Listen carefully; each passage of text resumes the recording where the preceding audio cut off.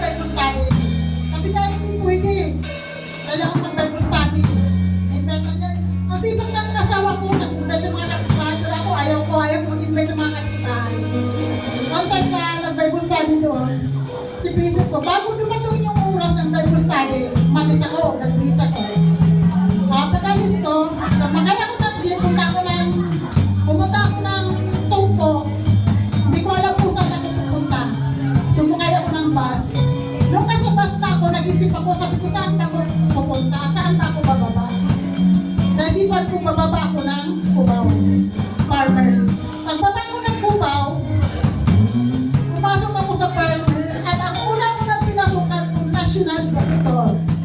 Pagpasok ko sa National Bookstore, diretso ako sa tinda nilang mga Bible.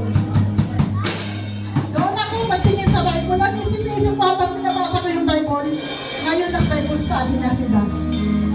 Iniwasan ko yung Bible study sa bahay. Pero sana ko din na natin, Lord, sa Bible din. Kaya, naniwala ako kung may purpose sa Diyos sa atin. Hindi tayo makakatakas. At ito lang po isa na masasabi ko na pag tayo tatakas sa pagkatawag ng Diyos atin, hindi po natin malalaman kung anong takbong buhay mayroon tayo. Matagal po ang Bible study sa pabahay bago nagkaroon ng church. 2007, nagkaroon ng church yung pabahay. 2018, mahigit 10 years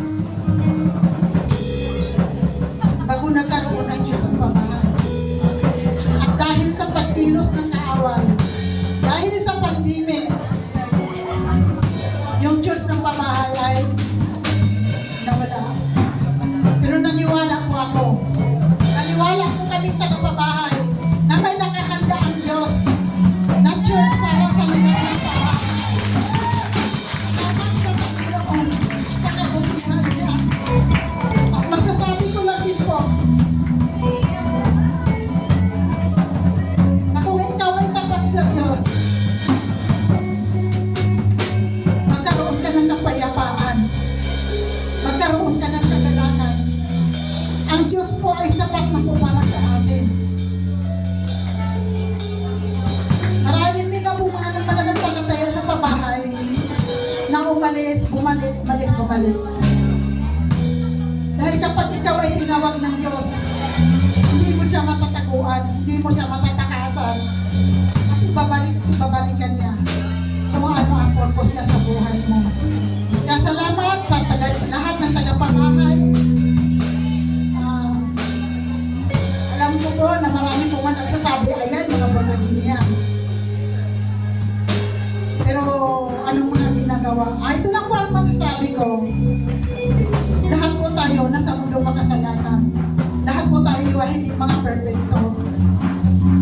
Sinisikap pa natin na mapalapit sa Panginoon. Sinisikap pa natin na maging matubig tayo at maging perfecto. Hindi po mangyayari yan. Pero ang nais lang po ng Diyos na lumapit tayo sa Kanya, magtiwala tayo sa Kanya. Upang siya po ang bigyan natin na mag-control sa buhay natin.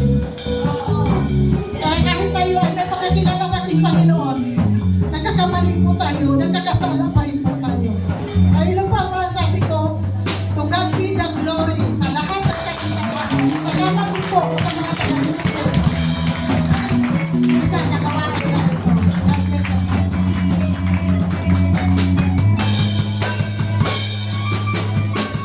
Amen. Amen. So alam niyo po, may konting trivia lang po kami dati. Nung sinabihan po kami na mag-i-start yung pabahay, alam ko magkakasama kaming ako, si Ate Maya, si Jessie, si Nalen. Nag-usap kaming apat, sabi namin. Nagpunta kami ng Sabaro, tapos doon kami nag-usap. Ang sabi namin, kaya ba natin? Hindi.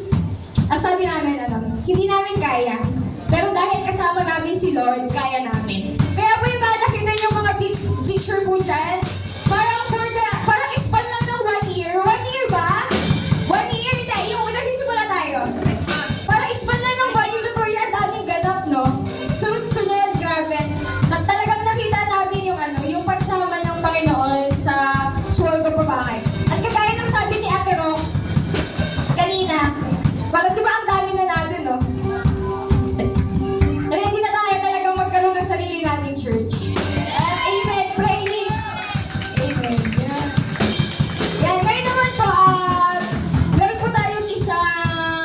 sister, Kamima, na mag-share po ng kanyang patotoo sa pabahay po, yung kung kaano kabuti ang Panginoon sa buhay niya. Simula nung napunta siya dito sa Graceville, sa Strolgo, Graceville at Pabahay. Palakpakan po natin ang Panginoon sa buhay ni Mima Glenda.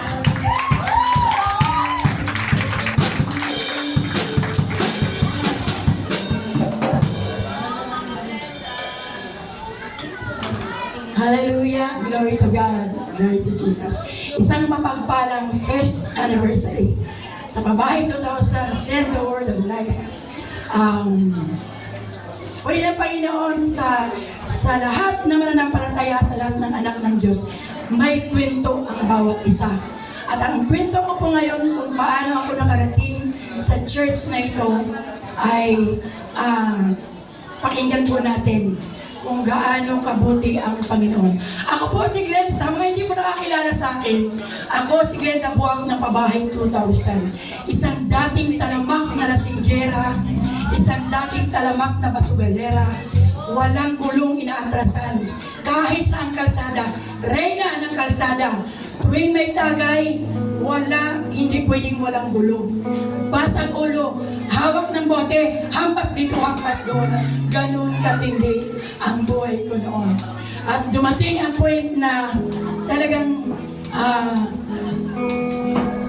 tinawag na ako ng Panginoon ng mga time na yon kasi yung mag-umpisa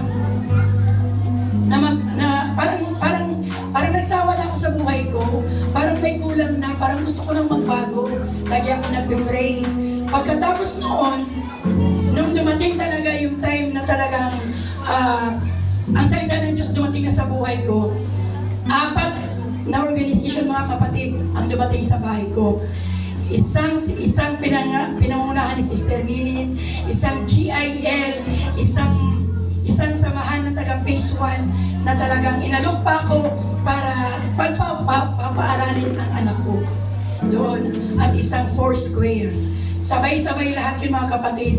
Pero salamat sa Panginoon kasi every time Friday pa lang ang aming nightlife, Friday pa lang may usapan na kung saan ang venue. Dumating ang point na ang venue namin, doon kay Sister Ninita Cabais, doon yung venue namin. Partner in life kami doon.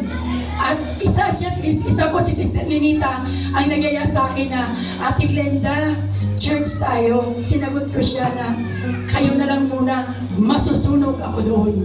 Sabi ko sa kanila. Paulit-ulit na pangyayari hanggang sa dumating yung time na pumunta na sa bahay ang mga Bible study. Isang pastor ng GIL ang pumunta sa bahay. At doon, habang ang bait talaga ng mga lingkod ng Diyos, hindi siya stricto. Ang time na yun, dumating yung pastor, nandun na lahat ang tropa, nag-start na ng tagay. Pagdating ng tagay moment, dumating yung pastor, nakaupo. Pagsabi na, tagay mo na. Sabi ng pastor, tinitingnan namin, sige, ituloy nyo lang. Sabi ng pastor, ituloy nyo lang. Madaling salita, tinuloy ang tagay. Even do ang pastor na magsalita na nag-closing prayer na, salbahe yung isang kapatid ko, salbahe yung isang barkada ko na talagang talamak talaga sa alam. Kahit nagpipray, ginaganon niya ako, sa'yo na, tagay mo na. So, ibig sabihin, tagay din ako kasi nasa kera na eh. So, dumating na yung point na walang, lalo pag Friday, Saturday, Sunday. Pag Friday ng hapon, Sabado pala ng umaga, yakap-yakap ako ng bunso kong si Rofi. Sabi niya, nanay, sama ka magsimba. Sabi ko, magpatuloy ka lang na kasi maganda yung ginagawa mo. Purihin ang Panginoon. Dumating na yung point na talagang nakarating ako sa bahay ni Sister Ninin para mangutang. Hindi para doon. Doon nag-start na siya talaga ang ginagawin ng Diyos sa akin. Hindi, magmula nag-share siya sa akin, lagi sinasabi na sa kanya lang kasi masusunog ako doon. Pero purihin ang Panginoon, hindi siya tumigil at hindi rin ako tumigil. Patuloy ako sa pag-iinom ng alak. Sumasama na ako sa kanya sa church. Tapos one time na talagang sinaman niya na ako. Pagpasok pa lang sa simbahan ng Send the Word of Light, Graceville. Pagpasok pala ng pinto, naalala ko na yung nag-lead ng worship, si Sister Irene. Ang sabi ng mensahe ng kanta, I once was lost, but now I found. Sabi sa inyo mga kapatid, kinilabutan ako, umiiyak ako, kasi ako yun. At hindi pa napuntinto talaga na pag-upo ko pa lang, kasi bago ako sumama sa kanya mag-church, sabi ko, saan ba talaga ako, Lord? Saan mo ba talaga ako dadalhin? And I remember also Brother Ding, siya yung nag-pray. Ang tanong ko, sinagot niya doon sa prayer na yun, na talagang dalhin mo ako doon sa dapat kung saan talaga ako. Kasi pagod na rin ako sa buhay ko eh. Pagod na ako sa kakainom. Parang hinahanap-hanap ko na yung kapayapaan. Sabi ni Brother Ding nang mag-pray siya, ikaw ngayong kapatid na nandito ka sa loob ng church na ito, huwag ka nang lumingon pa sa pinanggalingan mo.